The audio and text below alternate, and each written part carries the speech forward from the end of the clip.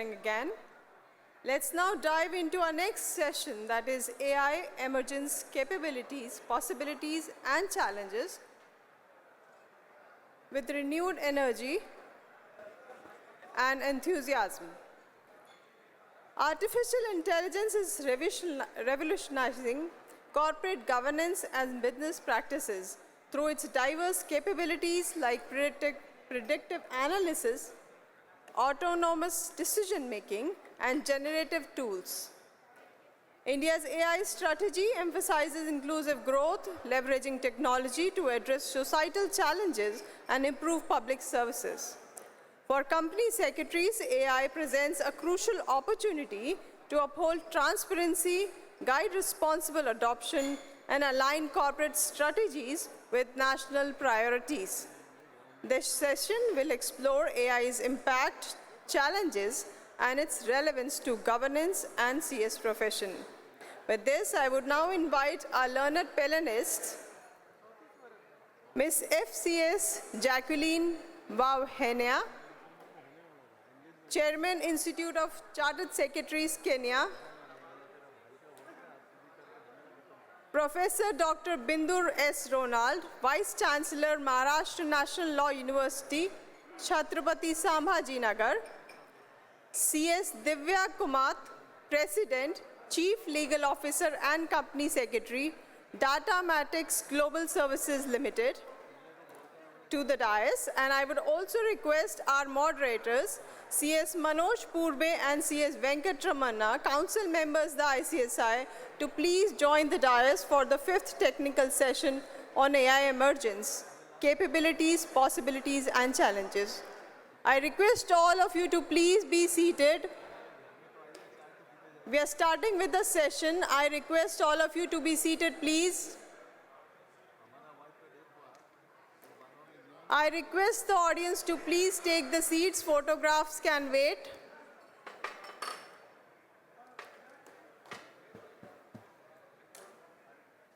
I request all of you to please take your seats.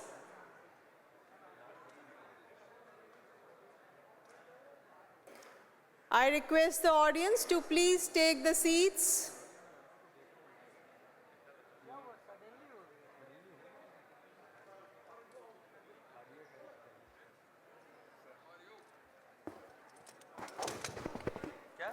I request all of you to please take your seats. We are starting with the session.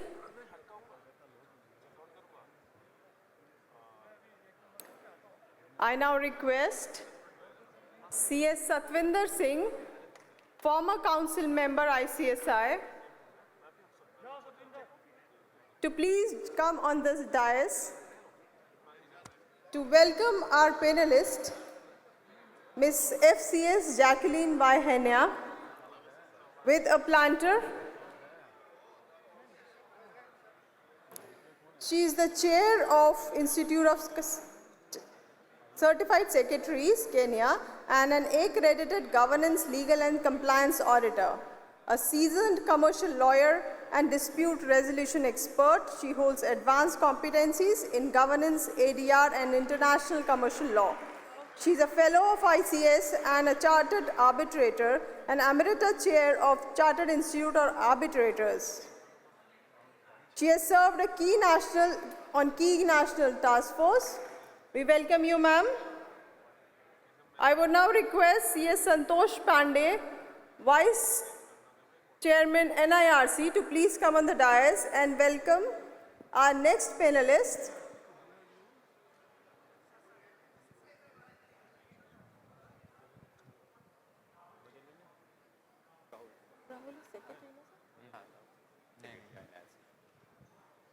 I would request CS Rahul, Secretary NIRC, to please come on the dais and present a planter to our panelist, Professor Dr. Bindu S. Ronald, Vice Chancellor, Maharashtra National Law University, Chhatrapati Sambhaji Nagar, with a planter. She is a distinguished legal academic with 23 years of experience, currently serving as Professor of Law and Deputy Head of Symbiosis Center of Advanced Legal Studies and Research at Symbiosis Law School.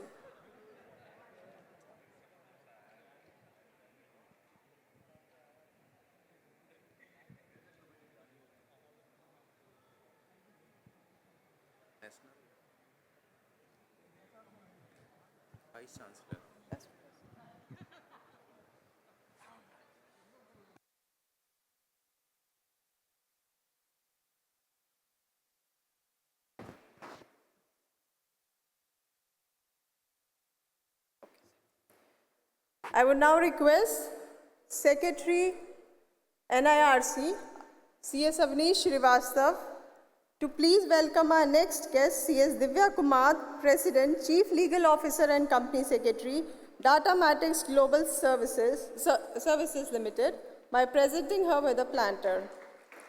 She is a distinguished legal professional with over 30 years of experience, currently serving as President, Chief Legal Officer and Company Secretary at Datamatrix Global Services Limited. We welcome all the learned panelists. I would request our moderators to please take forward the session from here now.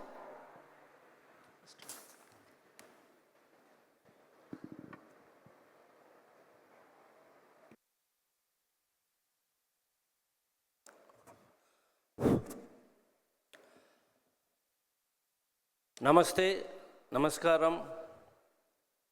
A very good morning to all of you.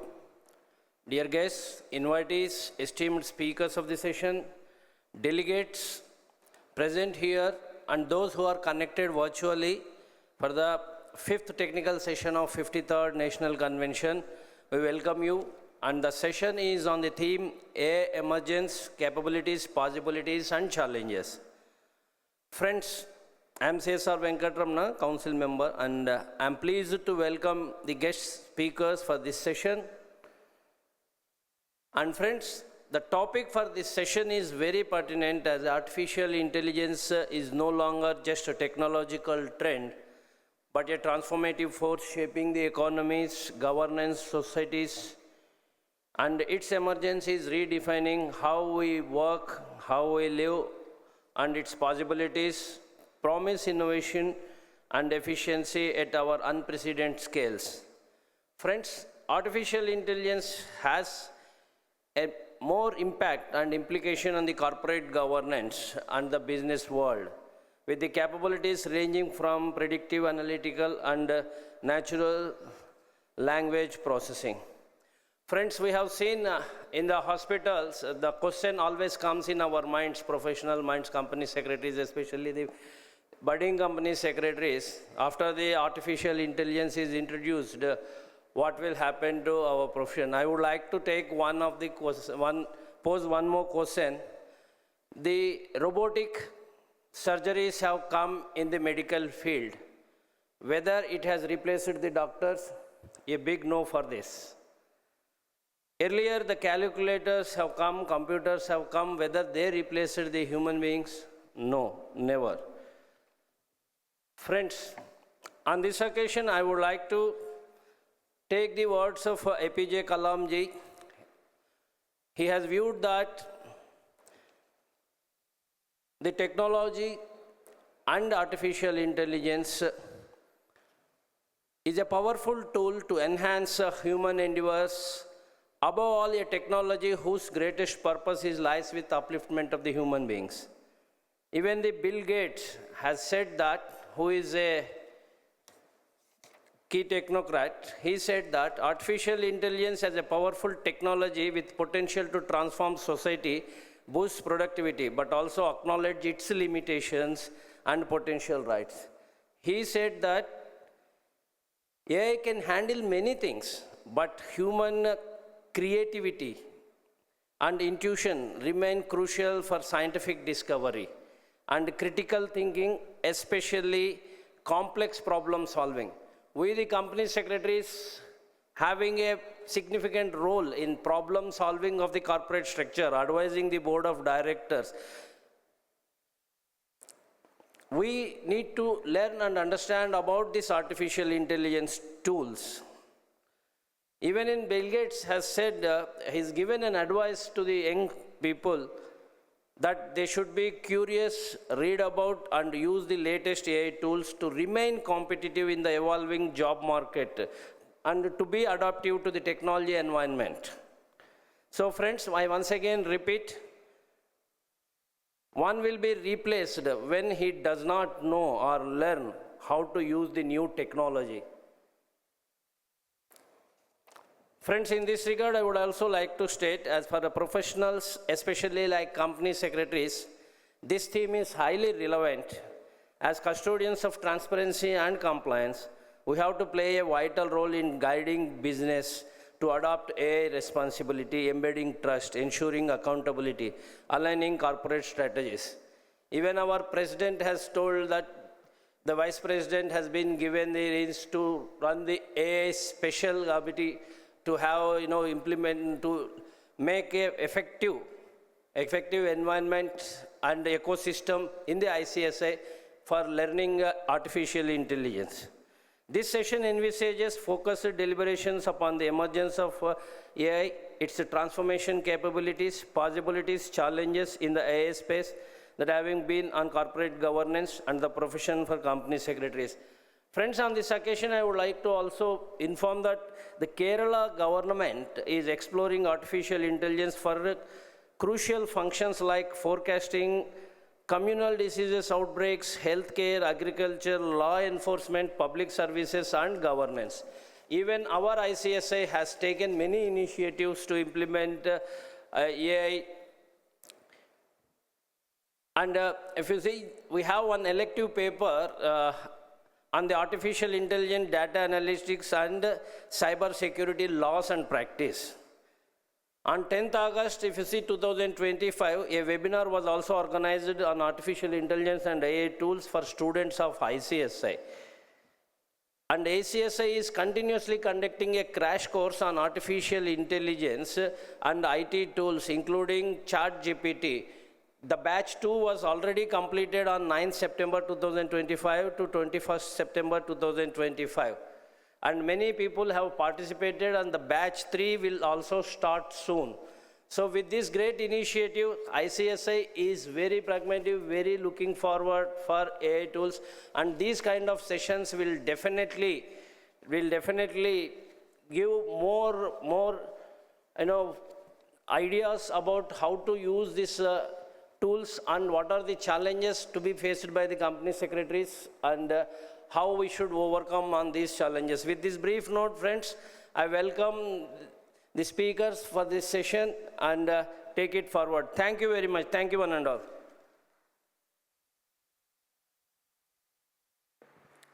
Good morning.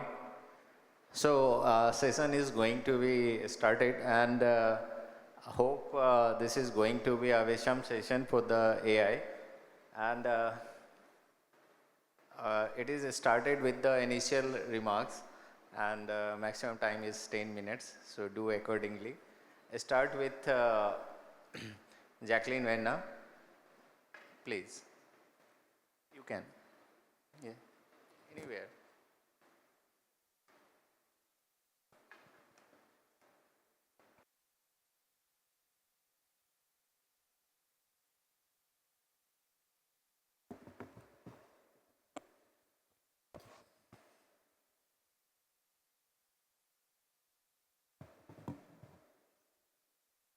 Namaste and namaskaram to you all. I greet you in peace.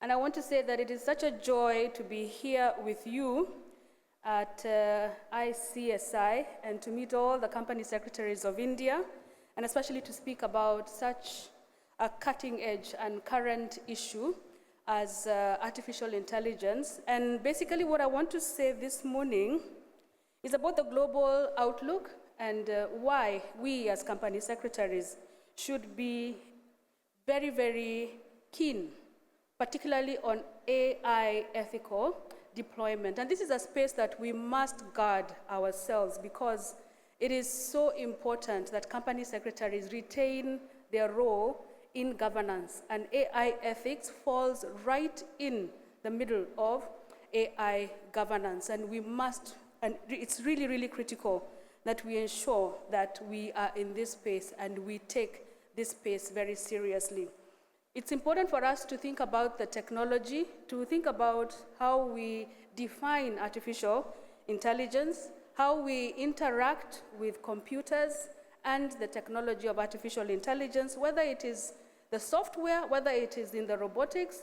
It is important for us because we are the ones who interface between the boards, who are the decision makers, and we are also the ones who interface with the operational teams who bring our products out into the different markets. So it's very important that we create a working definition for us, and I think the first challenge that I am going to look at from ICS in Kenya, and also I am expecting ICSI in India, is going to look at to ensure that we have working definitions of artificial intelligence, what it is, the platforms, the technology, and how we are going to be able to use it.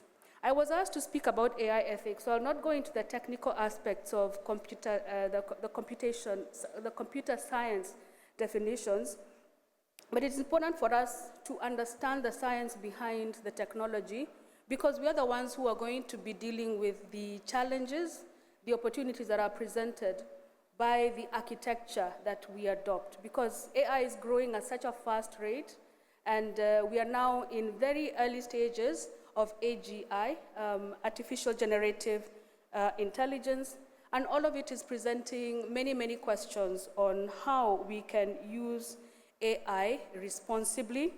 And the key thing when it comes to ethics and governance is how can we do this without causing harm, without encountering or creating bias or iniquity, and we still also need to ensure that we are enabling innovation. Now, in the global south, we come from countries where we are not considered as at the moving or at the cutting edge. I studied artificial intelligence at the London School of Economics, and the course is called Law, Policy, and Governance. And in the very first lecture, and please, my fellow colleagues in academia, we were told, you know, AI was developed in the United States of America. And we have seen China has made inroads in the technology, and there's the AI, US and China war. They're calling it the AI war. And for you, the global south, we expect that you're just going to be technology takers. When it comes to AI governance, we're just going to replace, or we're going to transplant the AI regulatory framework that has been brought forth, and this is where the European Union AI Act was put in place. And they said, look, the EU is creating the framework, the US is creating the technology, China has joined the race, but you in the global south, we expect that you're just going to literally transplant the framework for AI governance, and we will tell you what you need to do to put in your policy frameworks in your companies. I disagreed with that. In fact, I disagreed with it wholeheartedly. And one of the things I want to say this morning is that we in the global south, we actually constitute the greatest market for AI. If you look at the numbers in the Indian subcontinent, if you look at the numbers in the African continent, we are the market that AI is being marketed to. I come from Kenya. In July this year, OpenAI, which created ChatGPT, produced some statistics which showed that Kenya is the highest user of ChatGPT in the world. There are other countries who are also in the global south. The US, all other major economies, they do not even come anywhere close to the kind of usage that is being, that we are seeing in the developing world, the south to south, the global south as we call it. I was in Hong Kong about a couple of weeks ago, and I joined the Belt and Road Conference. And Hong Kong wants to be the center of, the financial center of the East. And many of the things that they have done, and this is moving into one of the questions that I was asked to address by our moderators, is how we are dealing with alternative dispute resolution. The data that we came across in the Belt and Road is that there are about 154 countries who are under the Belt and Road initiatives. We have around 200 countries in the world, the jurisdictions who are members of the United Nations. With that kind of initiative, that also means that we are part of, we may be I think when we have elephants here in India, when two elephants fight, it is the grass, that is an African saying, it is the grass that suffers. So, as company secretaries here in India, also in Africa, we need to sit down and ask ourselves, what do we want to include in AI ethics and policy, because policy is deployment. So some of the questions we want to ask ourselves is it biased against us? Is the data that they have used coming from us? Is it reflecting who we are? And as a company secretary, what this means is that you first of all need to audit your systems. Because what we're seeing is that AI deployment means that everybody has access. It has democratized knowledge. It is very important. It's very useful. But then it means that your researchers, the younger people, they are engaging with AI. You may be carrying a lot more AI than you already expect. So you have to do an audit. Are you buying it? If you're buying it, who are the vendors? And what are the vendors' contracts saying? What do you need to include in the contracts that you're getting into? And can you negotiate? Should you negotiate? I want to make the proposition that you must negotiate. We must understand if they are collecting any of your data. Are they collecting gender disaggregated data? Are they finding out whom amongst your customers are women? Whom amongst your customers are the younger generation? And then to ask yourself, India is a big country, so is Africa, the continent, but we find that the people in the north I was given the example of food.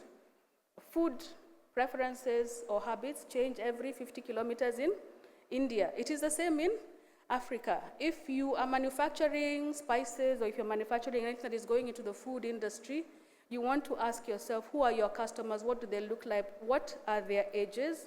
How do they use your products? If, for instance, you're packaging rice, I realized that I was told in Kerala, in Kochi, you cook your rice the day before, and then you present it and eat it the day after. There have been some studies that have been done that it helps with those who are diabetic, so that it doesn't transfer or create health lifestyle diseases. The younger generation knows this. They are keen on such issues. Are we going to find that we will be preparing food in a different way in the years to come? So, I don't have much time. I could give you many, many examples. This is my passion area. But for purposes of the company secretary, I want to say this is our role. It has uplifted governance from a compliance issue or a compliance question, and it has taken it into every element of corporate strategy. So the company secretary is now going to cease being, I think there was a comment here about submitting forms, returns. We need to go beyond that. We need to let the people in our institutions, starting from the board of directors, the heads of departments, and even the lower cadres, that governance is now a strategic issue. AI governance is a strategic issue, and it starts from decision making, and it goes all the way to risk management. It even includes stakeholder engagement and ESG reporting. So you have sustainability reports, you have your engagements with your customers on the chatbots, you have your engagements with the customers through your ERP. So it is a corporate strategy issue, and you need to make sure that maybe this is the time to make AI ethics and governance a part of your agenda in the board of directors. So every time your directors meet, you have a paper talking about the strategic aspects of AI governance, and that will help us also build the visibility of our profession, because we stand at the intersection of law, we stand at the intersection of ethics and technology and leadership. That, my dear colleagues, is the very essence of strategy, and we need to define ourselves in this way. So, What steps, practical steps, can we take? The first one, embed AI ethics in the board policy. So if it is not in your charter, if it's not in your board policy, you need to have it in the charter. You need to include it in all the policies, starting from your HR manual, finance policies, and this is after you have done a keen audit on how it is being deployed, and look for the areas in which you are consciously taking AI or putting it into your workflows, and also unconsciously, where you have young people who are using ChatGPT to write your reports. And this is a really, really serious issue. I don't know whether you're aware, but Deloitte had to refund the Australian government hundreds of thousands of dollars because somebody used ChatGPT in their report, which they submitted to the government, to the Australian government. Nobody did due diligence to cross-check, and they had false references in a report that they charged the Australian government $440,000 USD. So you want to be sure that the intended and unintended use of GPT is also captured in your audit, and that you are addressing these challenges, because that's a real challenge. And understand this, the greater the convenience, the greater the risk. So if it looks, oh, it sounds, it's logical. If you don't check it, that could mean your reputation down the drain. It could also mean that there is a monetary liability that is going to attach to you and to your institution. So make sure that you embed AI ethics in the policy, from the board policy all the way to the internal policy. Also have in your disclosure policy some guidance on how you disclose what you're using AI for, how it is being also used in your data governance workflows, and then use this information to speak to the technical people. They might not want to talk to you in the first place.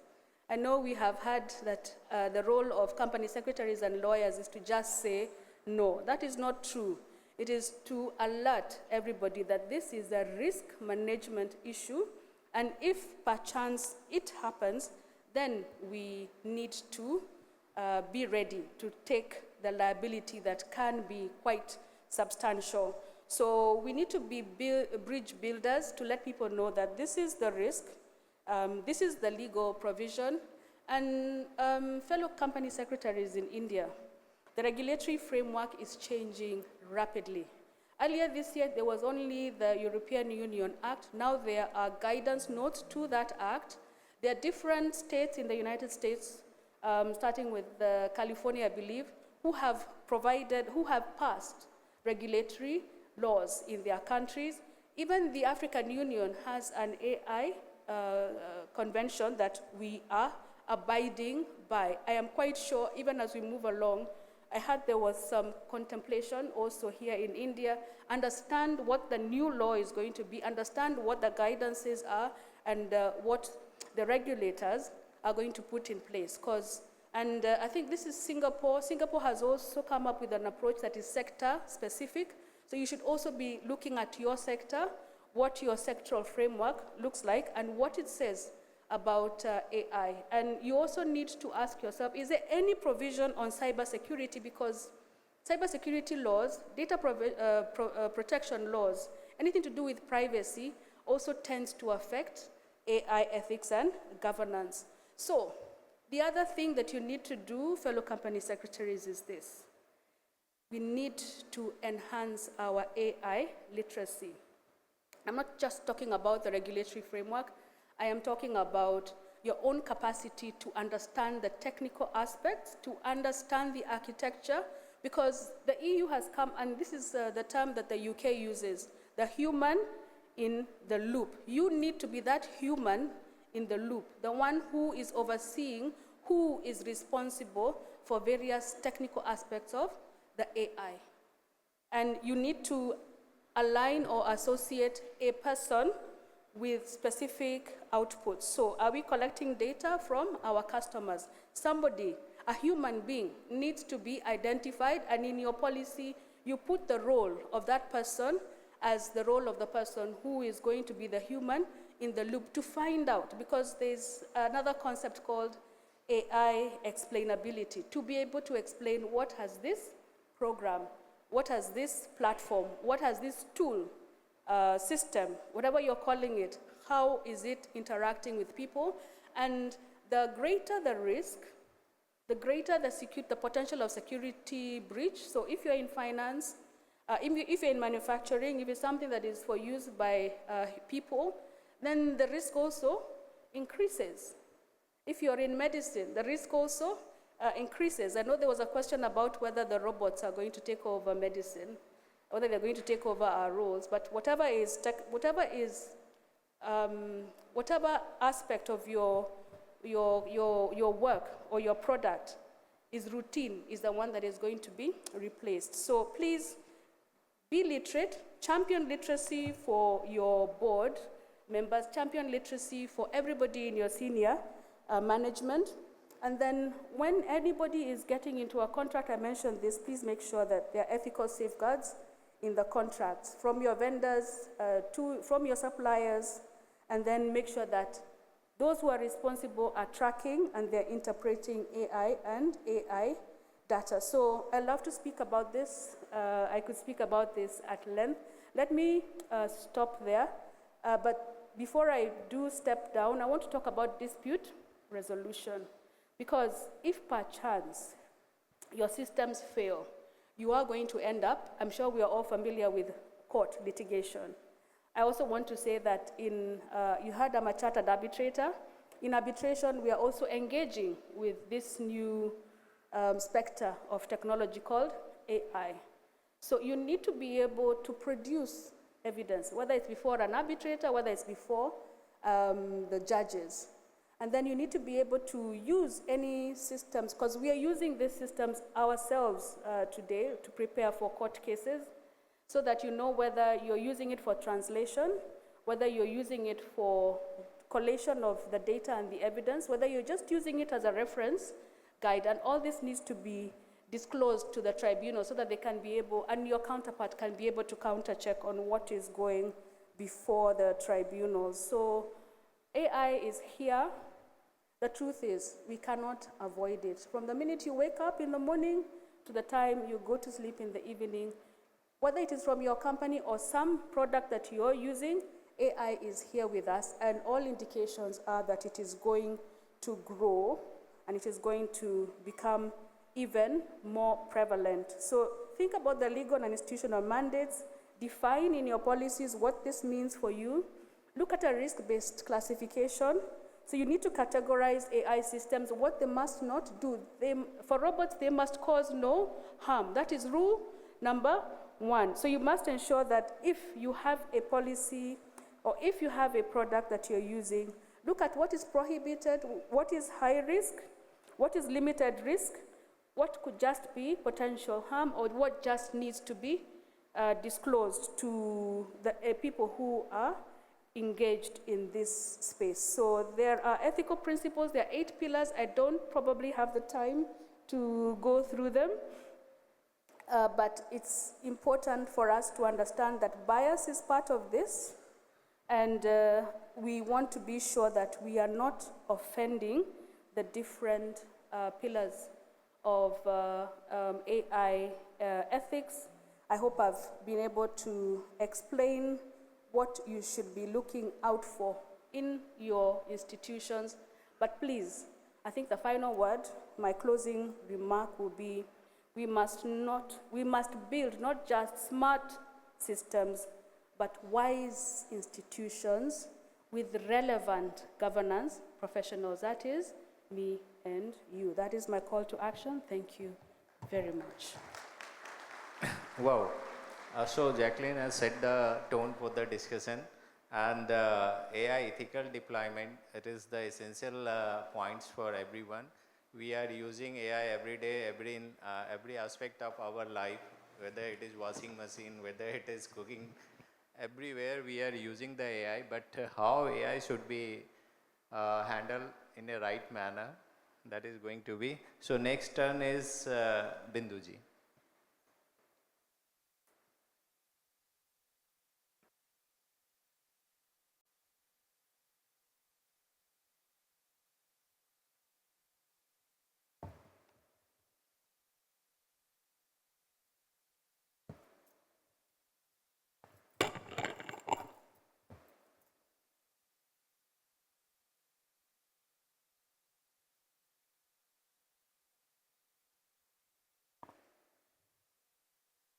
A very good morning to one and all who are present here.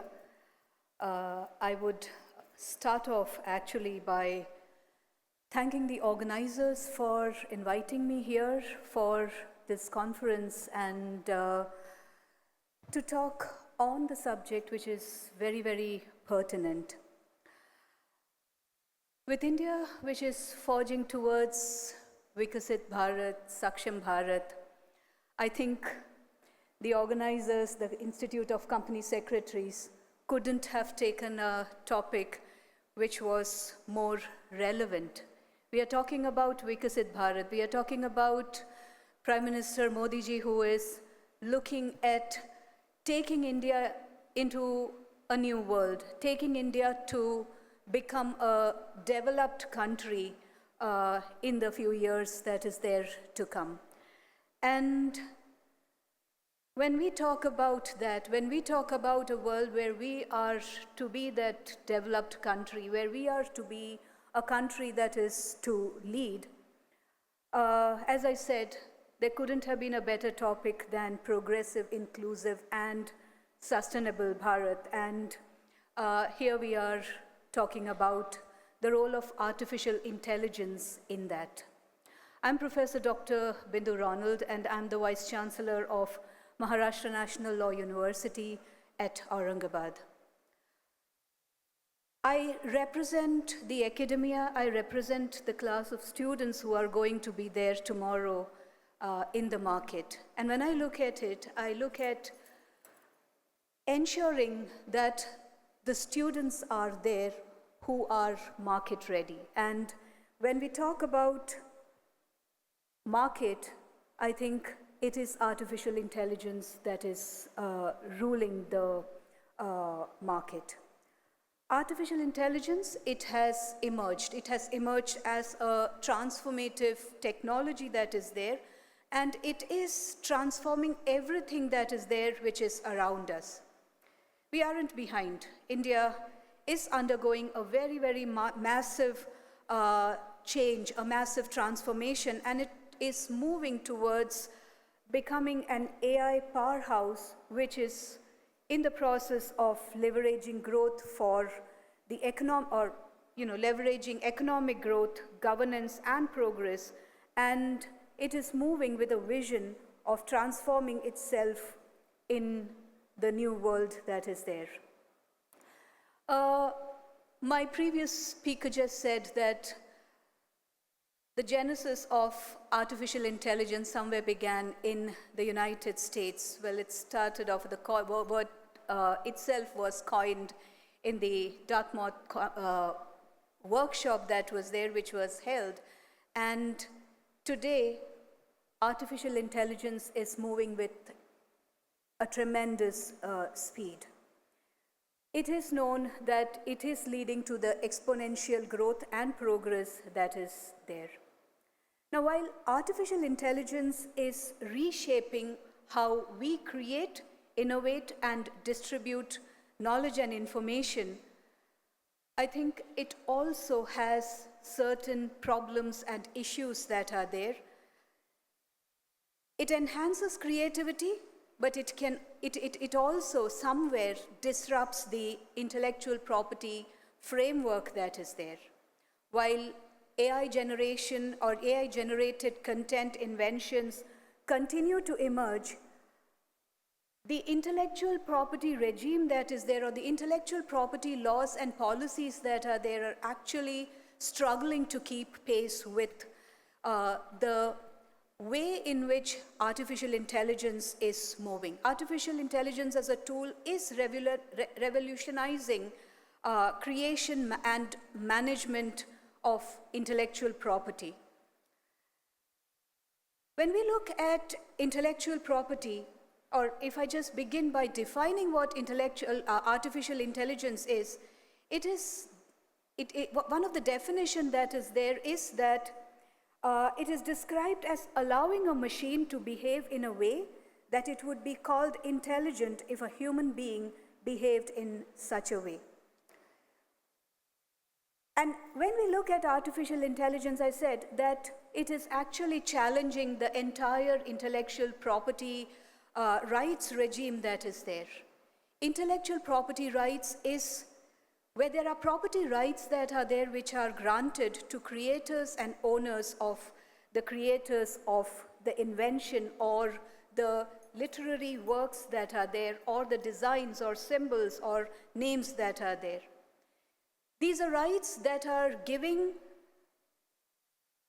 or these are rights that are there which are protecting intangible assets from unauthorized use by giving the owners of these rights exclusive control over the creation for a specified period of time, allowing the owners to reap the benefit or reap the financial benefits that are there during that period of time that is there which is given to you. So you have the patent rights that are there which are protecting the inventions. You have copyright laws that are there which are protecting literary and artistic work that is there. You have trademarks that are there that secure brand names, logos. You have trade secrets that are there and they protect the confidential information that is there. You have industrial designs that are there which protect the aesthetic aspects that are there of the product, or you have geographical indications that are there which connect the product's quality and reputation to the specific regions from where they originate. The need for intellectual property grew as, the protection of intellectual properties grew as technologies developed and artificial intelligence developed. Artificial intelligence is extremely useful in managing intellectual property, helping with licensing, search, enforcement, analysis, etc. Using AI to generate and leverage intellectual property raises moral, ethical, legal concerns that are there, and that also needs to be looked at. There's a point of convergence that is there when we look at intellectual properties and artificial intelligence, and that convergence point that is there also creates the requirement to ensure that we are carefully considering what it is. Ownership is one of the major issues that is there when it comes to, when it is looking at the use of artificial intelligence to create intellectual properties. There are a number of anomalies that are there when it comes to intellectual property that is there, which is generated by AI. For patent protection, under the patent law, an invention, to get the patent protection, it has to be new, it has to be non-obvious, and it must have an industrial application. AI-enabled systems that are there are producing and developing new things. The question that is there is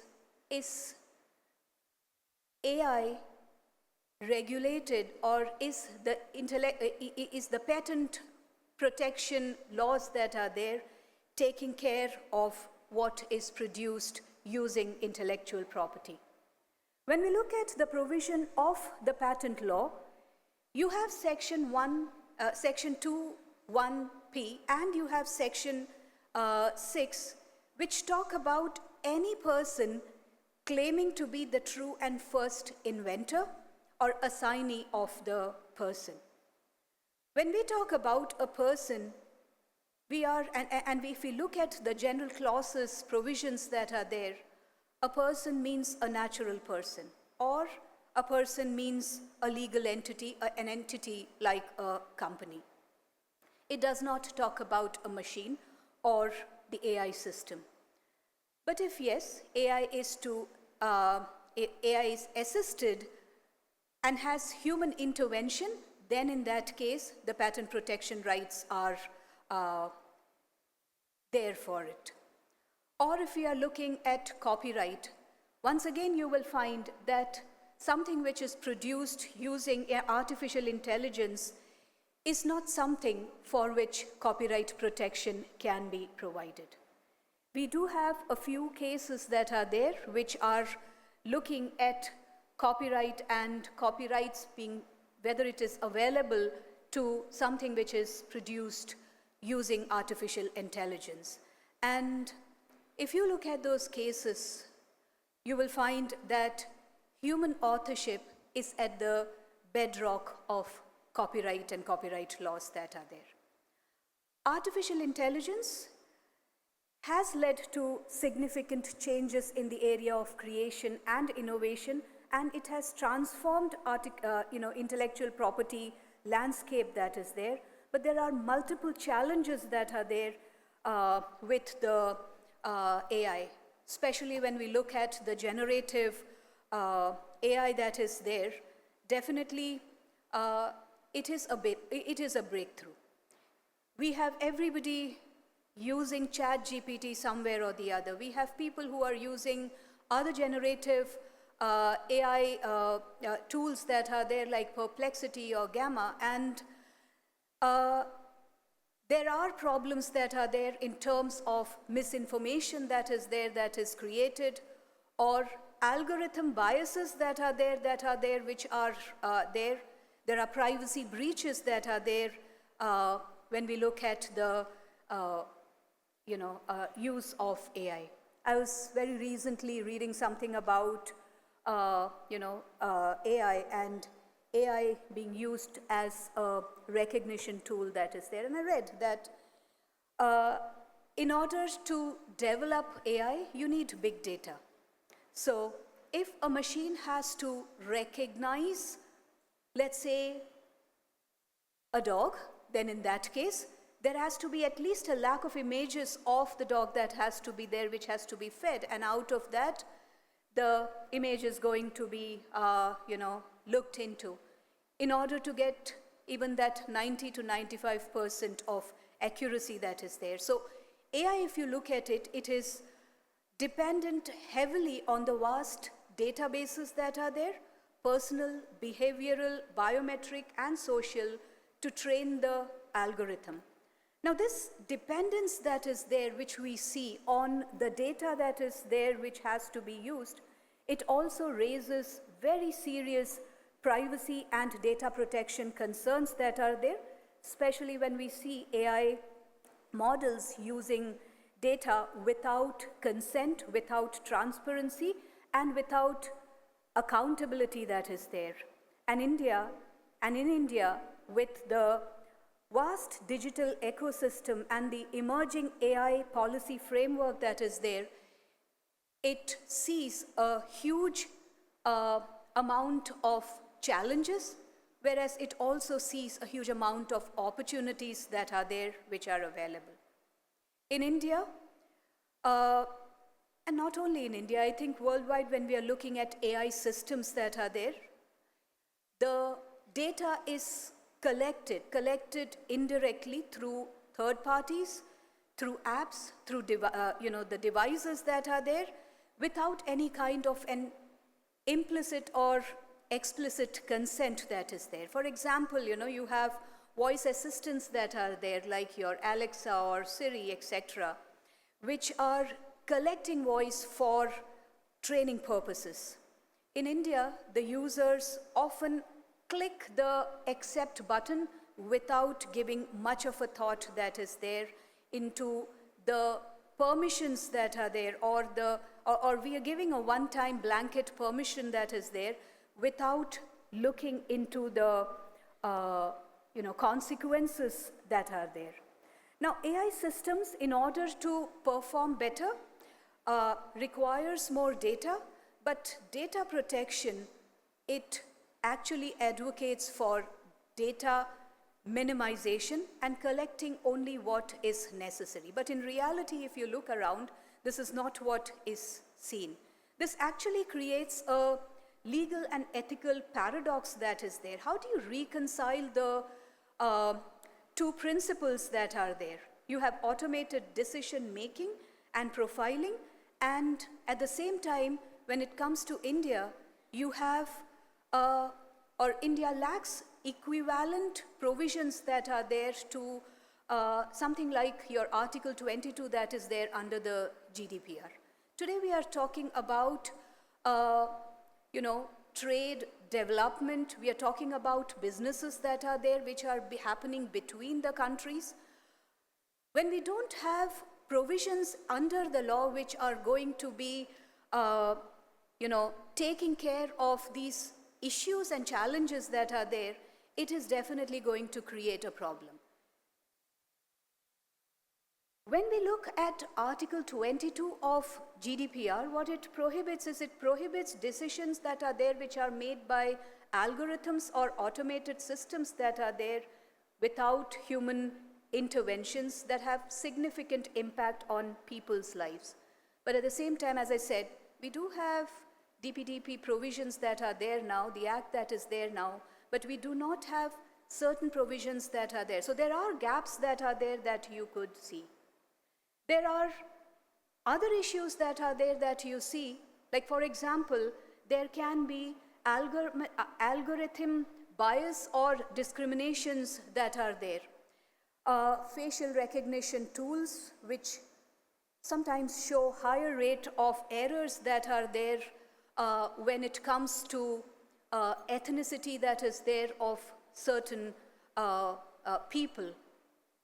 Somewhere we as Indians, we have greater challenges that are there that we need to be looking at over here, because in India, where caste, gender, regional biases are already a big issue and problem, unregulated AI could actually amplify these kind of discriminations that are seen. Right of privacy is now a fundamental right that is there.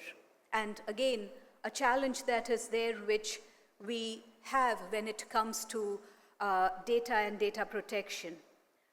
Rapid evolution of AI has transformed the digital landscape that is there when it comes to creation of intellectual property. And what is required is adequate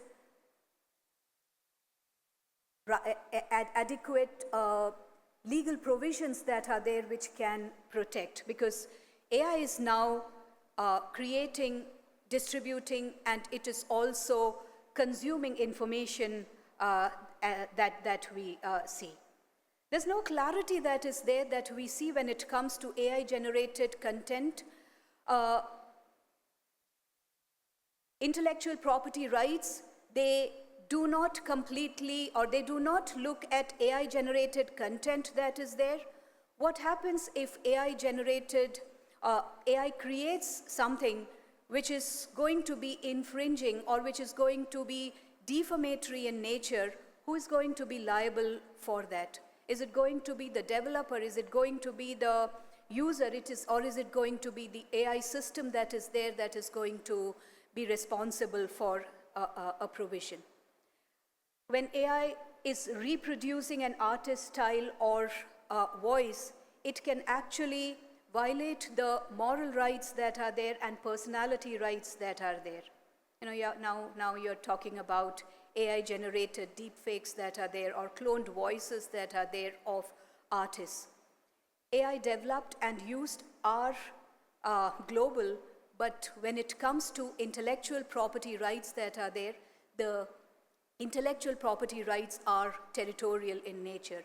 And this actually creates jurisdictional inconsistencies that are there in terms of enforcement and in terms of recognition. There are gaps that are there that we see when it comes to law.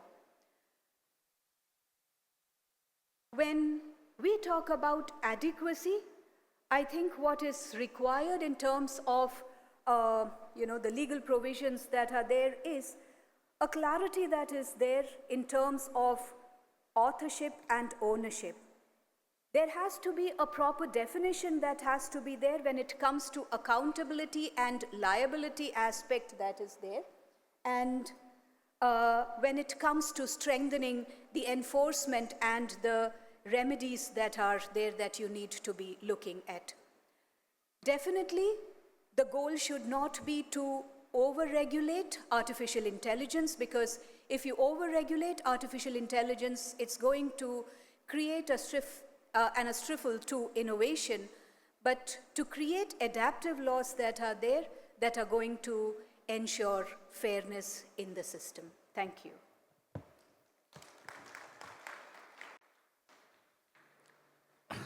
So, Binduji has rightly pointed about the database. That is everything for this industry. And law related to that need to be extended. And our two panelists has already focused on that. Now it's turn for third one. Divyaji, please have you.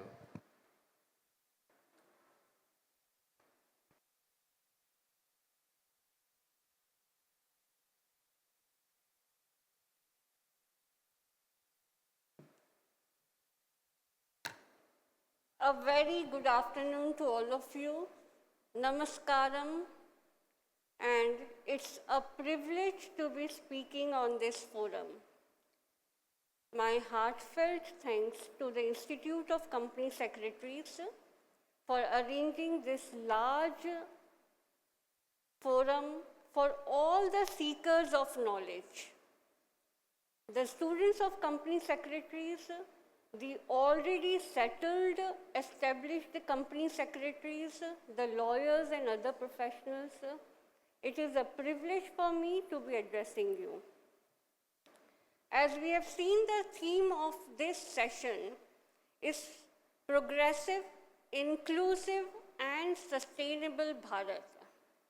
And in light of that, every morning when you open the newspaper, you find that most of the coverage in every sphere of life, whether it is pharmaceutical, banking, insurance, technology, education, is all speaking about the artificial intelligence.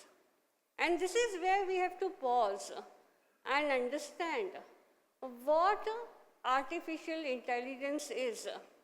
The newspapers are filled with it since the last 1.5 years or so. But do you know that artificial intelligence, and I'm coming from a technology sector, so I can speak about that artificial intelligence was there in India and worldwide for more than 10 years before. When I went to US for one of my litigation, almost 7-8 years back, and I was working with Delaware lawyers and attending the Delaware court in the US, I was amazed at the way the courts have adopted the artificial intelligence and have become almost paperless. All the lawyers were having the tagging done on their defense statements and the plaintiff's statements, and the way they were producing was so less of papers, and the citations were all there on their notepads in the electronic format. This amazed me, and then slowly I observed that even Indian judiciary, the Indian corporates are all aiming to get paperless. So artificial intelligence was a machine learning model and is a machine learning model which is taking us to analyze the things and saving a lot of productive time for us as company secretaries and other professionals. And with this, when NVIDIA, OpenAI, Google, Microsoft of the world came into speed, we saw that their wealth has increased many times when they explored the area of generative artificial intelligence. So the first stage was artificial intelligence, and from there we moved to generative artificial intelligence, which was creating the documents, which was creating the analytical work, the flow charts, the worksheets, everything, the summarization. This has further reduced the time and made the professionals more productive. And now, in the last 1.5 years, we are hearing about agentic artificial intelligence. So how the progress has happened? Artificial intelligence 10 and a half, 12 years back, generative artificial intelligence, and now the agentic artificial intelligence, which is talking about decision-making models, where human intelligence is the heart and the robots are the brain. We are hearing, as one of the co-panelists said, that doctors are now getting the surgeries performed through robots. They are using the agentic artificial intelligence. So this movement is the movement we all are in. And if we don't adopt to this change, we are going to have challenges, and adoption with wisdom is what is needed. If it is a blind adoption, there will be IPR breaches, there will be misuse of data and information, and there will be lawsuits, litigations, risk, and penalties. So wisdom is what is needed when we are dealing with this size of data flow, when we are dealing with data in trillions and billions of data are there in one large language model. So if we are not using the information in the right manner, we are exposing the company to whom we are representing, and we are exposing even the state and the nation.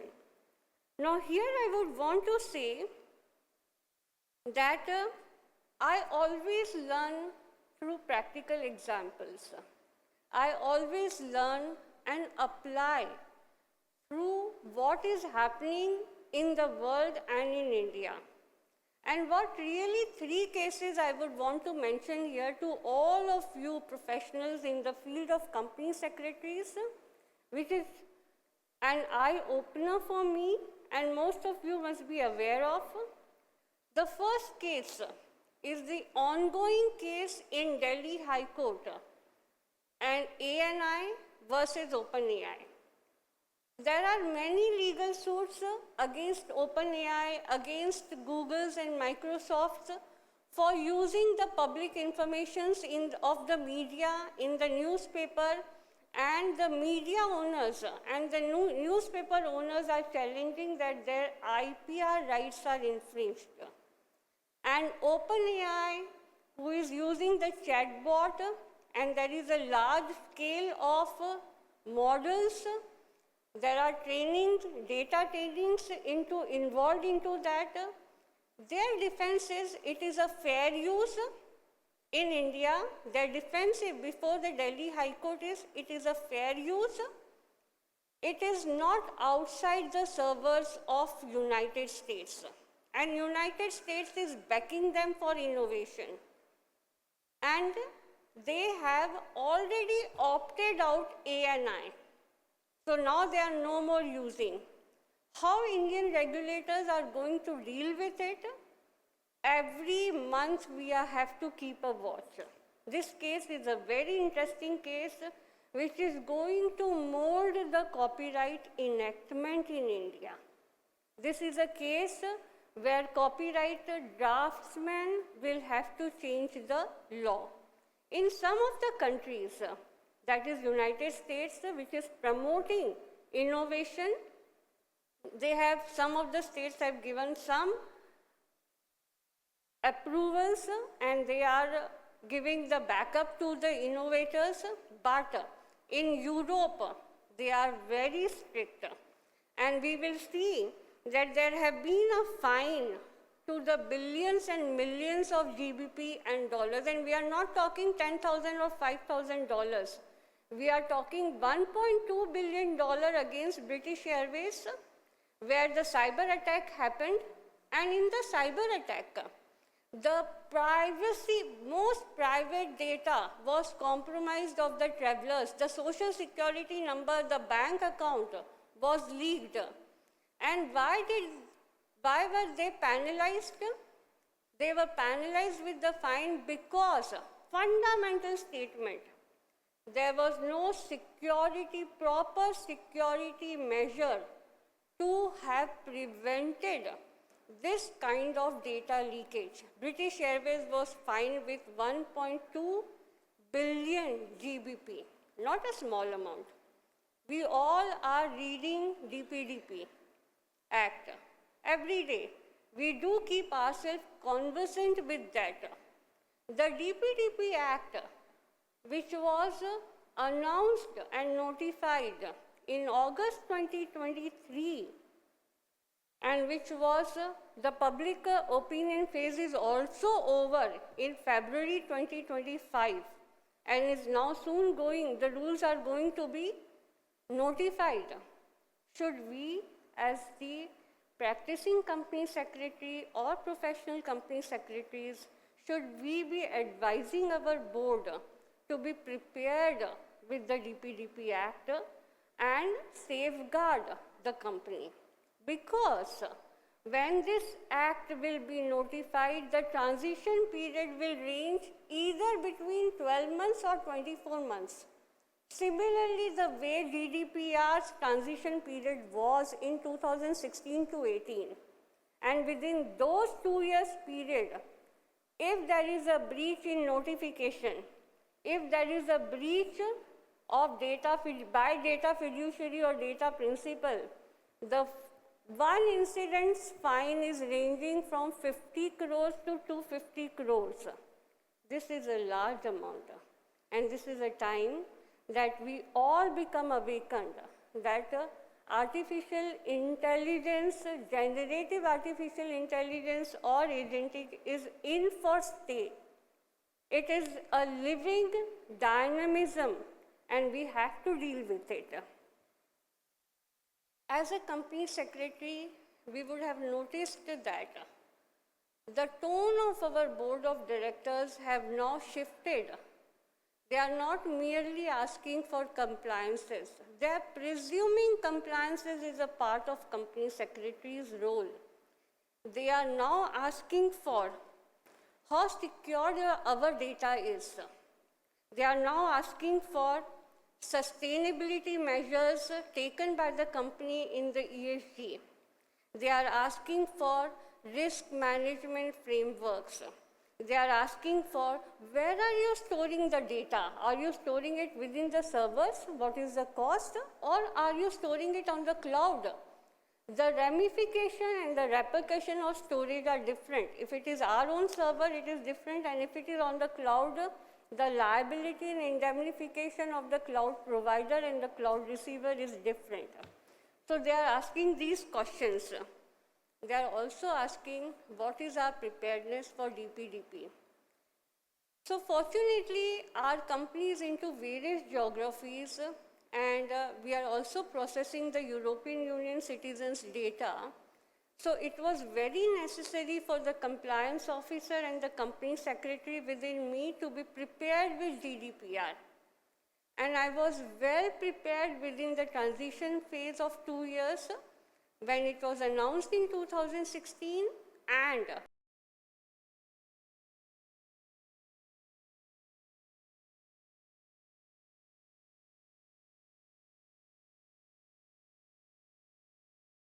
committee is formed, data protection officer is appointed, and all the vendors and all the customers are informed about the steps that we have taken to safeguard us against the ramification of the GDPR. In India, the DPDP Act is yet to be notified. There are some people, some progressive company secretaries and lawyers and professionals who are thinking till the time it is not notified, how should we know the questions to our answers? We are having the questions on the timeline of the notification and everything. I would recommend that there is one guideline which I found to be very, very knowledge-worthy, and which is a combination of what US has produced after the learning from Europe and China. It is US Institute of Standards and Technologies Risk Management Framework. Now, this is a very, very interesting framework which I urge upon the company secretaries to go through. It talks about certain significant benchmark on the data governance and protection. It lays down the principles on risk reporting to board and regulators. It also aligns the standards with the global standards if our company or if our clients are having multi-jurisdictional functioning and operations. This framework will make you ready to be prepared with the data, define the roles and the governance and the risk, to classify the various kind of high risk, medium risk and low risk after understanding the business that you are addressing. My business is different than a banking business or an insurance business. So after your business may be manufacturing, your business can be telecom. So after understanding the needs of your business, you should learn to classify the data and the risk associated with it. This is what this particular US standard beautifully explains. It also helps you in selecting the right security standards. After understanding this framework, we did speak to our security management team and got the ISO 42,000 for artificial intelligence. This gives us a lot of trust in the eyes of the customers. So this standard also helps you in selecting the right security standards and control. It helps you in implementing and assessing. It helps you in authorizing where all you will need the human in the loop and how you have to monitor through surveillance and audit. This is one standard I recommend we should learn and know more about it when we are talking about DPDP, information technology, IPR breaches, and having the right security framework for our company and customers. I will now take the last point of my sharing, which is the learnings in the last 20-25 years on dealing with technology and how artificial intelligence is key in our life as professionals. One of the learning that I will share is that the way we were prepared for corporate governance, the way we were prepared and we are prepared for ESG norms, it should be by design and not merely by regulation. Regulation, of course, has to be there, but if you are voluntarily and proactively prepared, you will be far more aligned with the regulation as and when it is notified. Second learning is questions in the boardrooms are now shifting. So, professionals, it is important that you also shift your gear. It is no more hard papers. It is no more minute books in hard-bound copies. It is all through AI-powered tools. So if you don't shift your mindset, you will remain where you are, and a lot of other proactive company secretaries would be really running fast. So please wake up and understand the mood shifting of the board of directors. The purpose of corporate governance should be, in my view, should be to embrace balancing of innovation with regulation and responsibility. So we are not regulators, but we are the people who do have a say and whose views and opinions are asked when the right law is getting made. So it becomes important that we use the wisdom, and the currency will be now that of trust. In British Airways case, it was not the fault of British Airways when there was a cyber attack, but What loss of trust they faced is they were penalized for not having the right security measures. This is what is going to be now the new currency of corporate governance. The most important question, which one of the fellow members have said, is AI going to replace us? And the automatic answer that comes into my mind is when computers came, did they replace the typewriter? Yes. Those who were faster in learning the skills grew, and those who remained stuck to the typewriter remained where they are. AI is not going to replace us. It is going to replace those company secretaries who are not growing with AI. Future of company secretary is also getting extended further. Future of company secretaries has been elevated from being a compliance officer to now be an officer who is managing the risk, who is managing the ethics, and the one who is managing the conscience of the corporation. So you are elevated from compliance keeper to conscience keeper. And the last thing that I would say while ending my note here is company secretary मात्र नियमों और कानून के रक्षक नहीं हैं.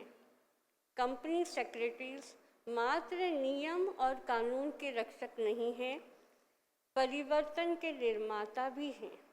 I urge upon you to be the change maker and to actually change the corporate governance in the right spirit. Thank you. Thank you very much, madam, for your wonderful conclusion. As you said, really, company secretaries cannot be replaced by artificial intelligence. Now, friends, we will move on to the question answer sessions.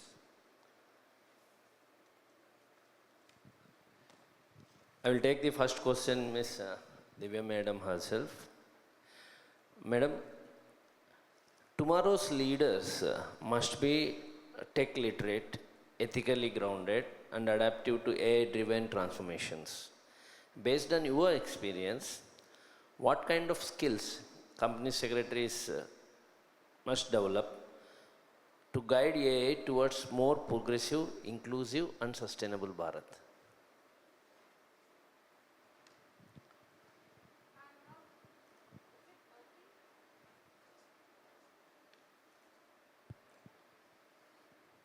I'm not going to harp upon the technical skills. I'm just going to harp upon one fundamental skill. And that is emanating when I came 2 decades back to Mumbai to join a listed company as a compliance head and company secretary, is that I came with a bag of hopes to learn, to relearn, and to upskill. So one of the important things in this world of AI is that keep your eyes and ears open, be ready to learn, be ready to unlearn as well. Don't stick to the things that this is the way I'm going to work and I've been working and I've been successful. See what is happening around you, how the productivity is getting really, really more measurable, and also upskill yourself in the domain area that you are. This is my message to all. Thank you, madam. Manoj. So it's a turn point, Jacqueline. Kenya is embracing artificial intelligence through its National AI Strategies 2025 to 30, which serves as an indicator of how every friend continent is adopting. African countries are adopting AI governance. Is your opinion, how are the companies deploying AI models, privacy framework, and strategy aligning with these evolving regulatory expectations? and what role can company secretary play in the same? Thank you so much for that question. It gives me an opportunity to speak about what's happening back home in Kenya. We had a long road to come up with a national AI strategy with the industry players opposing, and it was an attempt to create an AI and robotics professionals statute. So what happened is that all the players in the industry decided we want to have a policy that embraces innovation and with as little regulation as possible. And when I say little regulation, what I mean is that to create a framework within which the players can participate without necessarily coming or doing what has happened in the European Union. So the Kenya National AI Strategy speaks about our roadmap for AI. And the first thing that we asked ourselves is, do we even have the digital structure to have a profession? So the government has been very supportive. The National AI Strategy was actually supported by the government. I think there's a similar initiative here in India. Something was published yesterday, and you're being called upon to make your comments. Please be sure to respond to the call for information. So the digital infrastructure was one of the key areas. The question of data and data governance, it's very key. In Kenya, we have a very defined framework with data protection laws. And we also have an office of the Data Protection Commissioner, and that is a court, it's a tribunal. And people have been taking their questions on anything that relates to, you used my photograph for your promotional materials, your calendars on your website. You didn't ask for my approval. So the ODPC has given out some fairly hefty decisions that is making everybody ask themselves, are we complying with data protection laws and also cybersecurity? The other pillar, the key one, is artificial intelligence research, development, and innovation. And this is where we are trying to work with practitioners, we are working with industry, we are working with academics, anybody who has an impact or an involvement in AI is called upon to participate in this space so that we can create an AI framework in Kenya that is responsive to what the people in Kenya require. And there's a big emphasis on AI ethics and AI governance. And governance is seen in Kenya as the key enabler to build legal and regulatory frameworks. From the experience we see, because we are creating sandboxes, we are creating frameworks for different sectors, what comes out will then inform what kind of regulatory framework we're going to put in place. There's a proposal to have a national artificial intelligence authority that has oversight and also creates incentives for ethical and responsible use. So they tell you this is what we are aiming for, no bias, that we must use data properly, we must not have any crime, cyber crime, but we're encouraging innovation, and then we can be able to create a framework for that. So in the meantime, we are relying on the Data Protection Act. Another key area is consumer protection, so that we don't have individuals or companies pretending or offering services or goods that are AI related without delivering them to the final consumers. And finally, we also have the cybercrime framework. In fact, our president signed into law a Cybercrime Act just about 2 weeks ago. On the continental, the other thing, and I need to say this because many people get this wrong. Africa has 54 countries, 55 if you include Western Sahara. Each one of them has their own framework. We tend to divide Africa into two key legal frameworks. For Kenya and English-speaking Africa, we use common law, the same common law that is here in India. In fact, many of our acts are based on the Indian Civil Procedure Act. We also read Mula and all. Thank you very much. Yeah. Okay, that's it? Yeah. Okay. Thank you, madam. Now to Dr. Bindu, madam. Madam, you have in your address enlightened about the Indian landscape law reforms. Now, in the light of evolving digital data protection landscapes in India, how professionals proactively to equip themselves to assist the corporates in navigating, especially in data privacy and IPR laws and governance?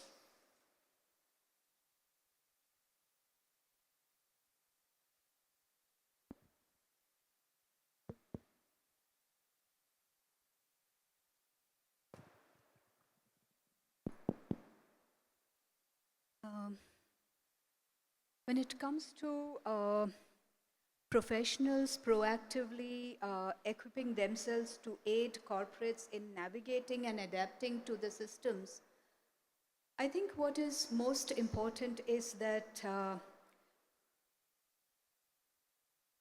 we understand that a lot of these things are interconnected. They're not something which are remaining in their silos. So when we talk about professionals, when we talk about the responsibility that is there, one of the important thing that is there is to ensure that you're connecting data protection issues that are there. We are connecting governance issues that are there together, because that convergence is something which is part of it.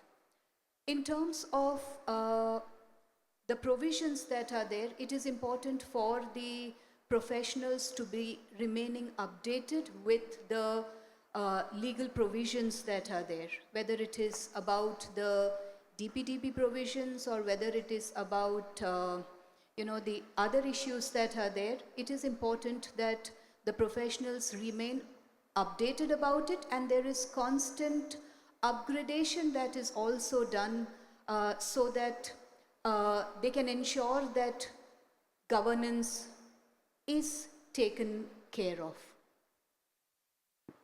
Thank you.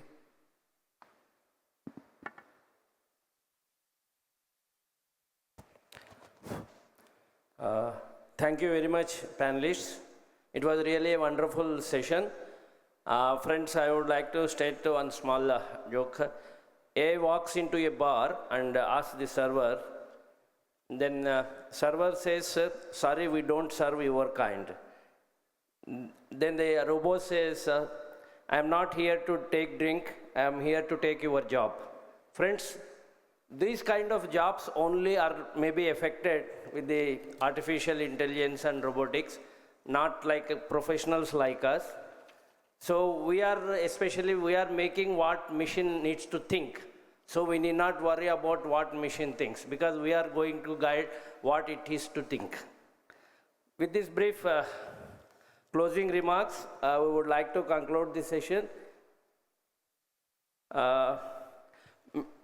All the panelists, thank you very much, ma'am, all your inputs and guide. The moral of the story is that we are not going to be, nobody can going to be replaced with the company secretaries. Thank you one and all.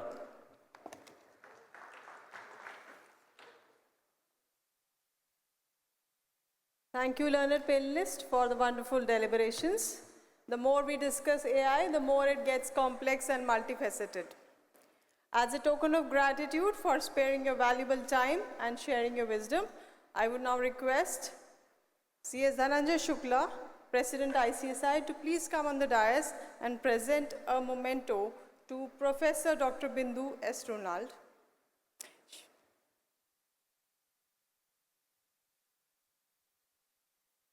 I will request all of you to please join your hands for a round of applause for the wonderful discussions we had all through the session.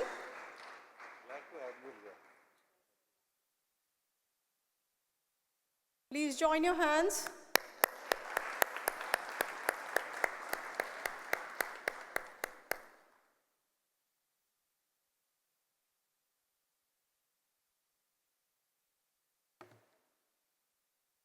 I would now request C.S. Santosh Pandey, Vice Chairman NIRC of ICSI, to please come on the dais and present a memento to Ms. FCS Jacqueline Vaihania.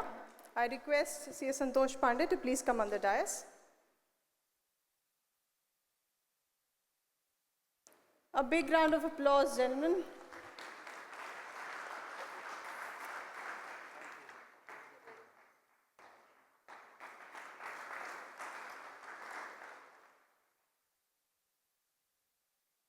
I would now request CS Prince Tyagi,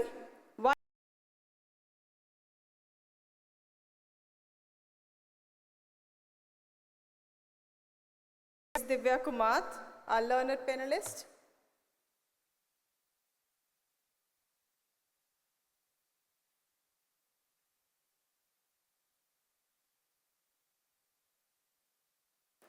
A big round of applause.